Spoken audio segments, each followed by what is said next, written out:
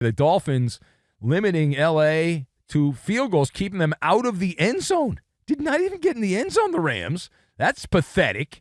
And the Dolphins snap a 3-game losing streak, just their second win in 8 games for the Miami football team. The better story, though, is in the losing locker room. So that is where we will focus here. And who's to blame? Who's to blame for the Rams' pathetic performance on Monday Night Football? We play the blame game. I've got Canine, Hoverboard, and Treasure Map. And we will combine all of those things together, and we are going to make barbecue. And I spent the weekend in Kansas City. I met some of you. You know who you are.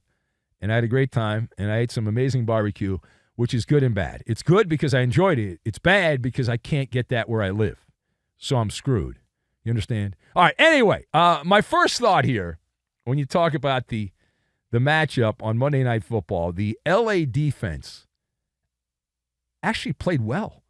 Like, the Rams were terrible defensively early year, so you can't blame the L.A. Rams defense. They held Miami to 238 yards of offense, and Tua got off to a fast start. And then after that was shaky. Now, maybe it was my TV, but that's how I saw the game. So we'll start with the eye of the storm for the Rams, who turned out couldn't ram it all night. Not in the end zone. It falls on the shoulders of Matthew Stafford in this game. The Rams offense, when it got time for pay dirt, stonewalled. L.A. failing to score a touchdown on offense. Now, how rare is that? Sean McVay's been coaching for a while with the Rams now, and that's only the 8th time in Sean McVay's career the Rams have failed to score an offensive touchdown. And since Matthew Stafford came over from the Motor City Kitties, the Rams always score at least one touchdown. And this is only the second time with Stafford in 4 years that they have not gotten into the end zone. And I mean, it was so bad that Stafford needed a canine. He needed to borrow Blind Scott's service dog. He needed some help there. Definitely needed some help for sure.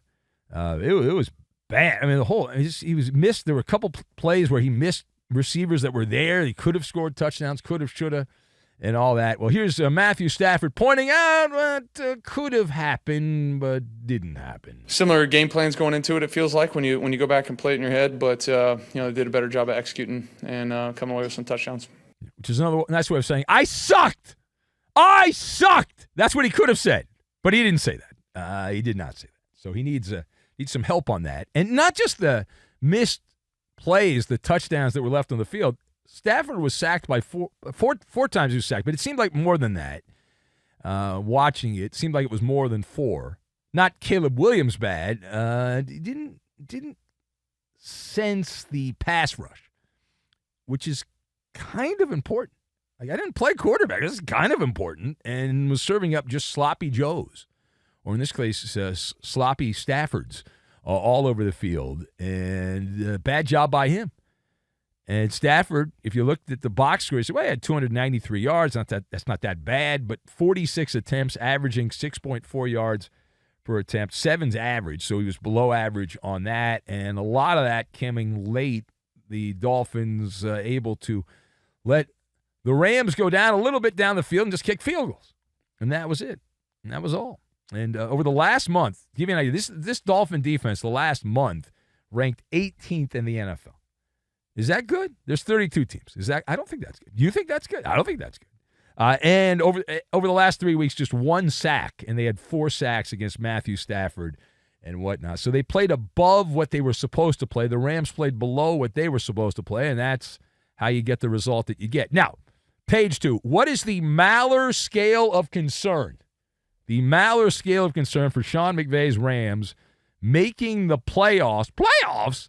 After this loss knocks them back under the even water mark on the season. So the Maller scale of concern, which is never wrong. Okay, you've been listening a long time. Maller scale of concern is never wrong. 1 to 10, with 10 being getting ready for the scouting combine and the NFL draft and those pro days. 1 to 10, I'm at a 7, a 7.0 on the Maller scale of concern. This is a game the Rams shoulda, coulda, woulda won. They didn't. They futzed it away. They didn't play well. Miami, they blow.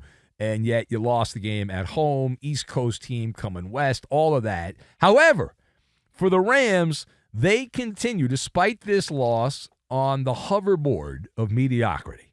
They're hovering around mediocrity. You don't have to be that good to make the playoffs. Now, it's a little different in the NFC than it is in the AFC. However, the Rams now sit at 4-5 on the season. So they're one game under 500. And they still have, by my count, not 1, not 2, not 3, not 4, but 5 games that I have as the 50-50 raffle. Meaning, could go either way, should win, some are on the road, you'll be an underdog in those games, likely, but they're toss-up games, 50-50 raffle games. So of those, if you win those, and you're not going to win all of them, you go 4-1, that gets you to 8 wins, and then you have to pull one upset along the way. The NFC West, though, is wide open. Wide open. So, to rephrase this, for those of you a little slow, if you pull a couple of upsets, you're back where you need to be in terms of the playoffs. But the great quote by Henry Ford, kind of an important person in American history, Henry Ford said, whether you think you can or you can't, either way, you're right. So whether you think the Rams can make the playoffs or can't, either way, you're correct. All right, now, last word here. The winning locker room, that is where we would go.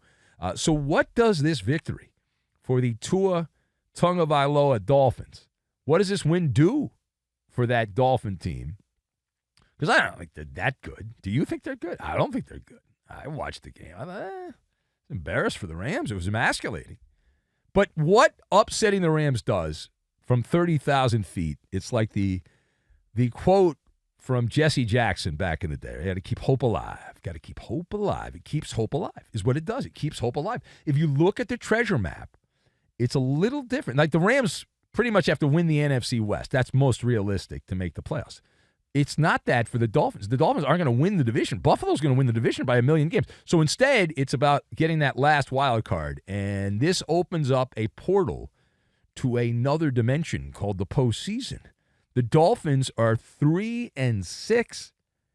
On what planet in the cosmos is 3-6 good? Not this one. Maybe the one you live on, but not this one. They're bad to the bone. Bad to the bone. However, you still have a lot of those cupcake games, a lot of those cream pie games. So you got a lot of those. And 5 games with tomato cans. Okay, so if you win those, all of them, that gets you to 8 wins. Now, 8 wins, you say, well, you're still under 500, 8 and 9. That ain't good.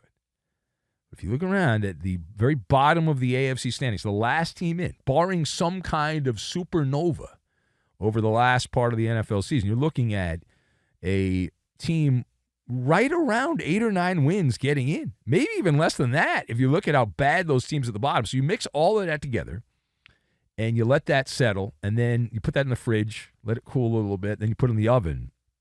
So they're right in the middle of the maze, even at 3-6. 3-6, you're right in the middle of the maze, bottom of the AFC. The issue is they deserve to be 3-6. It's not like it's a misleading 3-6. It's not a confusing 3-6. It's not perplexing at all. You're 3-6. You suck. You deserve to suck. And every one of those games, the Dolphins are going into thinking, hey, we really don't think we're going to lose that game. Those other teams playing the Dolphins are like, oh, we can't lose to the Dolphins. The Rams didn't think they were going to lose to the Dolphins. Why would you lose to the Dolphins? Who loses to the Dolphins? Dan Marino's not walking through that door to play.